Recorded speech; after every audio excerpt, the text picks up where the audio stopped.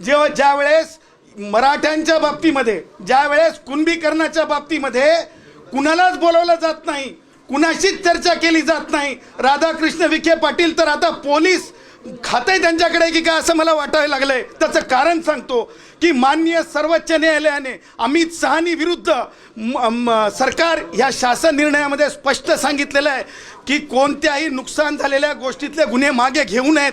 परंतु काय कुणास ठाऊक काय झालंय राधाकृष्ण यांना काय झालंय कुणास ठाऊक.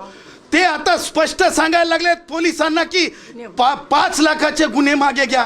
अहो राधाकृष्ण, एकतर तुमची सँटिटी तुमच्या पदाची, तुम्ही तिथे राहू शकतात का? कारण एक्झिक्युटिव्ह पोझिशनवर तुमच्यावर आपराधिक गुन्हा झाल्याच्या नंतर तुम्ही तिथं राहणं कितपत योग्य आहे?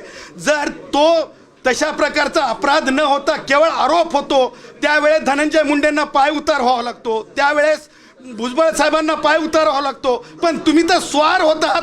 तुम्ही तर आता गृह खातं सुद्धा तुम्ही हातात घेतलं की काय असं दिसतंय. तुम्ही तर आता म्हणजे ते काय शिरसाट समाज कल्याण मंत्री आहेत की नाही की आता मला तेही प्रश्न पडलाय. ते सुद्धा समाज कल्याणच्या बैठका आणि समाज कल्याणचे शासन निर्णय होताना तरी शेड्यूल कास्टमध्ये जन्माला आलेले शिरसाट मधून त्यांना तुम्ही बोलवत नाहीत का, असा प्रश्न सुद्धा मी उपस्थित करतो.